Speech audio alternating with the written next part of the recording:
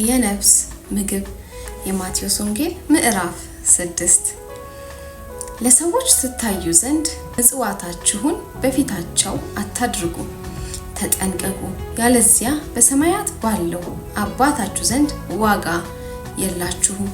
እንግዲህ ምጽዋት ስታደርግ ግብዞች በሰው ዘንድ ሊከበሩ በምኩራብ በመንገድም እንደሚያደርጉ በፊትህ መለከት አታስነፋ። እውነት እላችኋለሁ ዋጋቸውን ተቀብለዋል። አንተ ግን ምጽዋት ስታደርግ ምጽዋትህ በስውር እንዲሆን ቀኝህ የምትሰራውን ግራህ አትወቅ። በስውር የሚያይ አባትህም በግልጥ ይከፍልሃል። ስትጸልዩም እንደ ግብዞች አትሁኑ፣ ለሰው ይታዩ ዘንድ በምኩራብና በመንገድ ማዕዘን ቆመው መጸለይን ይወዳሉና እውነት እላችኋለሁ ዋጋቸውን ተቀብለዋል። አንተ ግን ስትጸልይ ወደ እልፍኝህ ግባ፣ መዝጊያህንም ዘግተህ በስውር ላለው አባትህ ጸልይ። በስውር የሚያይ አባትህም በግልጥ ይከፍልሃል።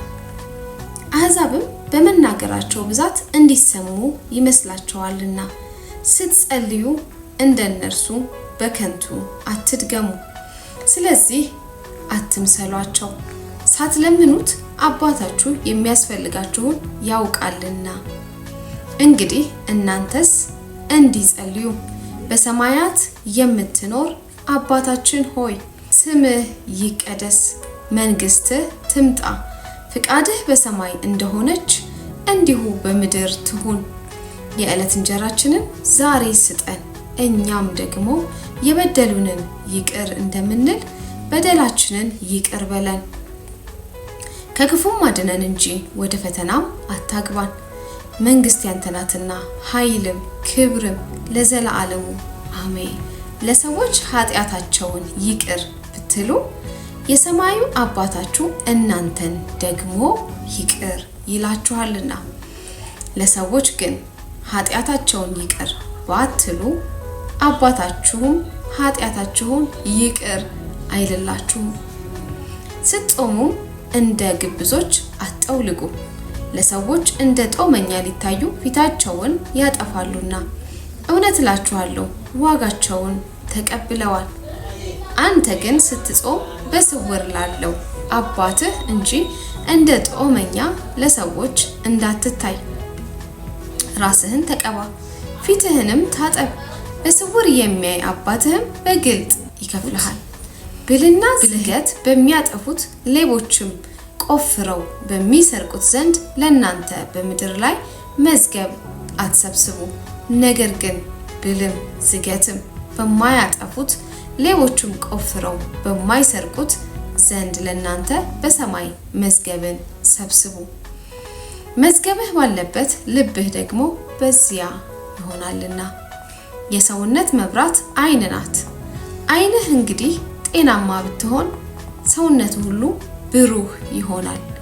ዓይንህ ግን ታማሚ ብትሆን ሰውነት ሁሉ የጨለመ ይሆናል። እንግዲህ በአንተ ያለው ብርሃን በጨለማ ከሆነ ጨለማውስ እንዴት ይበረታ? ለሁለት ጌቶች መገዛት የሚቻለው ማንም የለም።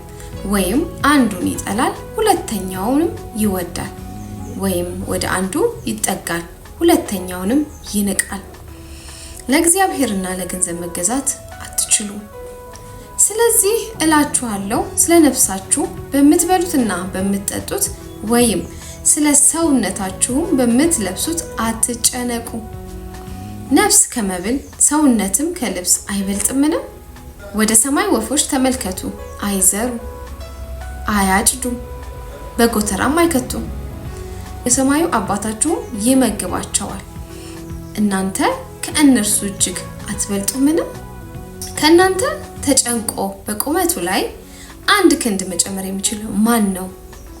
ስለ ልብስስ ስለምን ትጨነቃላችሁ? የሜዳ አበቦች እንዴት እንዲያድጉ ልብ አድርጋችሁ ተመልከቱ። አይደክሙም፣ አይፈትሉምም። ነገር ግን እላችኋለሁ ሰለሞንስ እንኳ በክብሩ ሁሉ ከእነዚህ እንዳንዱ አልለበሰም። እግዚአብሔር ግን ዛሬ ያለውን ነገም ወደ እቶን የሚጣለውን የሜዳን ሳር እንዲህ የሚያለብሰው ከሆነ እናንተ እምነት የጎደላችሁ እናንተንም አይልቁን እንዴት? እንግዲህ ምን እንበላለን፣ ምንስ እንጠጣለን፣ ምንስ እንለብሳለን ብላችሁ አትጨነቁ። ይህንስ ሁሉ አሕዛብ ይፈልጋሉ። ይህ ሁሉ እንዲያስፈልጋችሁ የሰማዩ አባታችሁ ያውቃልና። ነገር ግን አስቀድማችሁ የእግዚአብሔርን መንግስት ጽድቁንም ፈልጉ፣ ይህም ሁሉ ይጨመርላችኋል። ነገ ለራሱ ይጨነቃልና ለነገ አትጨነቁ፣ ለቀኑ ክፋቱ ይበቃዋል። ይህ እውነተኛ የነፍስ ምግብ ነው። ነፍሳችንን ሁልጊዜ ከዚህ እውነተኛ ከሆነው ከእግዚአብሔር ቃል እንመግብ። መልካም ቀን።